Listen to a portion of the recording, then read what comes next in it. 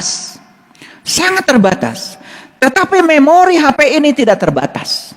Bisa mengingat sepanjang dia tidak rusak. Jadi kalau kita baru mengingat, baru menghafal, hati-hati, itu tingkatan kognisi yang paling rendah. Belum apa-apa Anda. Masih ada tahap berikutnya, memahami. Bahkan memahami pun ada 3 tingkatan. Ada memahami secara translasi, ada memahami secara interpretasi, ada memahami secara ekstrapolasi. Memahami saja tingkat kognisi yang kedua, ada 3 tingkatan. Bayangkan kalau saya bedah semuanya, pusing kan pasti kalian? Nah inilah wawasan, ini wawasan.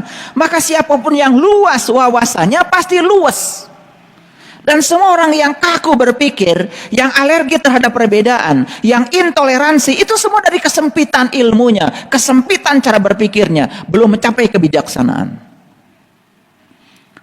Tetapi mengapa itu semua terjadi?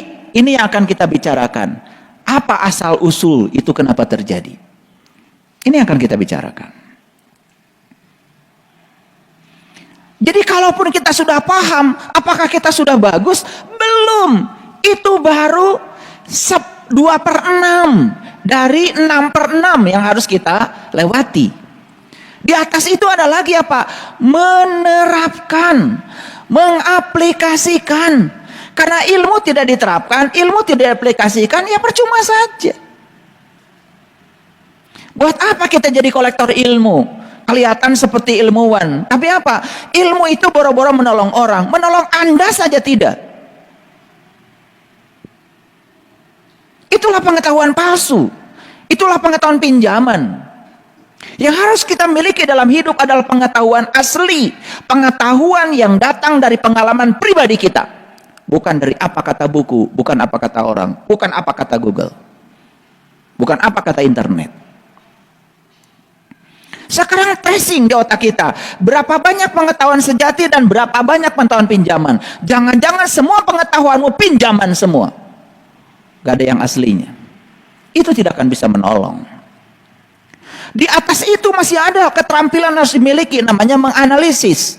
Setelah kita menerapkan, analisis. Di tracing, apa yang salah?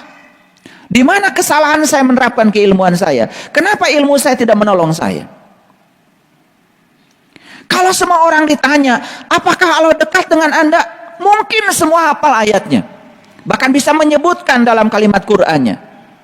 Wa idza sa'alaka ibadi anni fa inni qarib.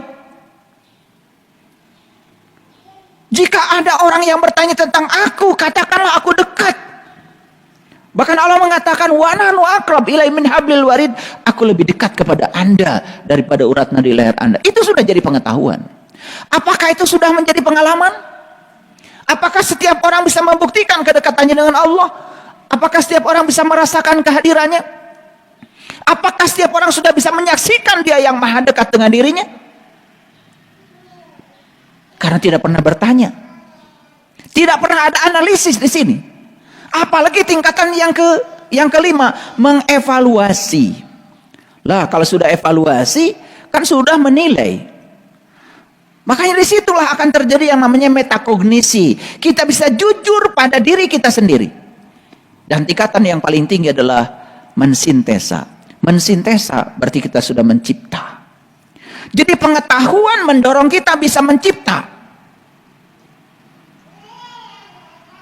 Anda punya pengetahuan tentang garam, Anda punya pengetahuan tentang gula, Anda punya pengetahuan tentang segala macam jenis bumbu-bumbu. Tetapi buat apa kalau Anda tidak bisa memasak? Buat apa? Buat apa kalau itu tidak disintesa? Buat apa? Makanya banyak sekali kita melihat sekarang ada orang berpura-pura baik, berpura-pura suci, berpura-pura banyak pengetahuan. Tetapi digores saja sedikit, binatang di belakang tubuhnya langsung keluar.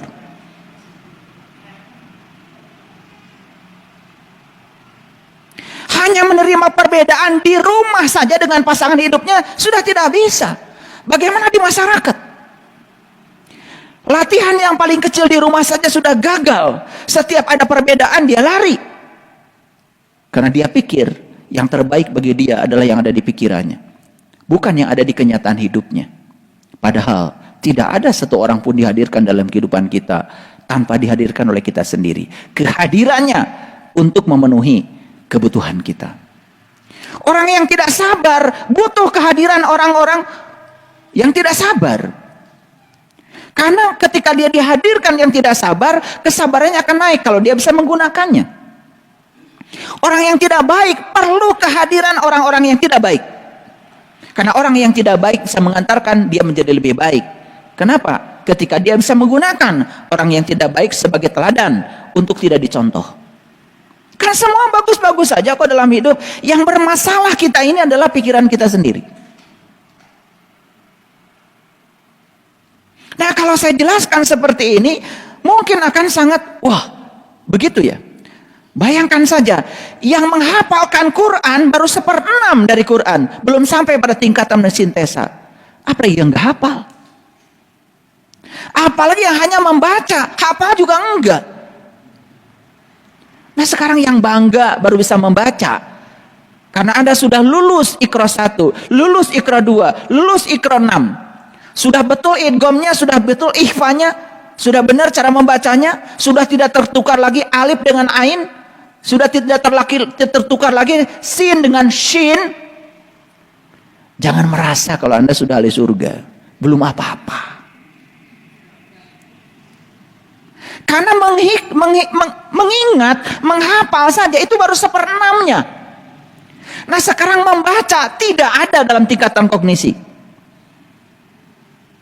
Jadi belum apa-apa. Ini perlu saya jelaskan supaya mengerti sedikit lah. Supaya tidak kampungan terus-menerus.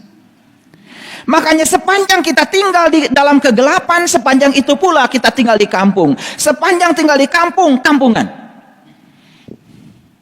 Dan ciri orang yang kampungan itu merasa dirinya paling hebat, padahal belum apa-apa. Karena dia mengukur kehebatan dari ukurannya sendiri. Tidak pernah menghadirkan evaluator untuk mengukur dirinya. Dan sekarang saya kemukakan beberapa indikator untuk mengevaluasi diri. Baik, jadi ya, yang namanya boneka itu adalah tiruan untuk permainan. Yang namanya boneka itu hanya menjadi mainan orang.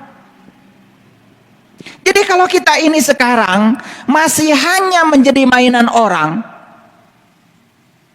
orang ngomong bagus kita senang, orang ngomong buruk kita tidak senang, orang memuji kita, kita terbang, orang menghina kita, kita tumbang. Anda adalah boneka sampai saat ini. Karena Anda masih menjadi mainan orang. Sepanjang kita membiarkan diri kita menjadi mainan orang, sepanjang itu Anda boneka. Dan semua yang bisa dipermainkan berarti lemah. Makanya saya berulang kali mengatakan pada istri saya, kalau kita masih ditipu dalam hidup kita, jangan marah. Itu hanya indikator bahwa kita masih bodoh.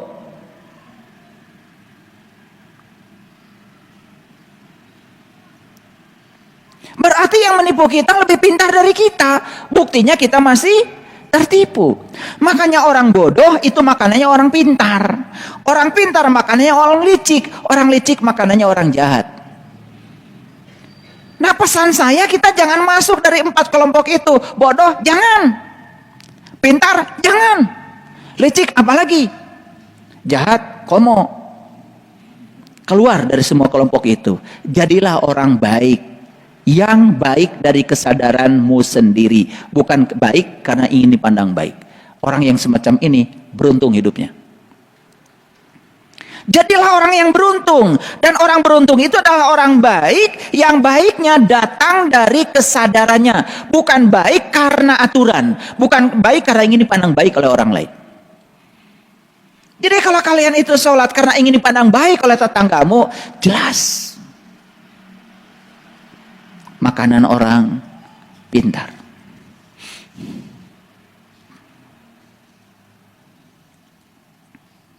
Sepanjang kita bodoh akan menjadi makanan orang pintar. Bagaimana kalau kita pintar akan jadi makanan orang licik?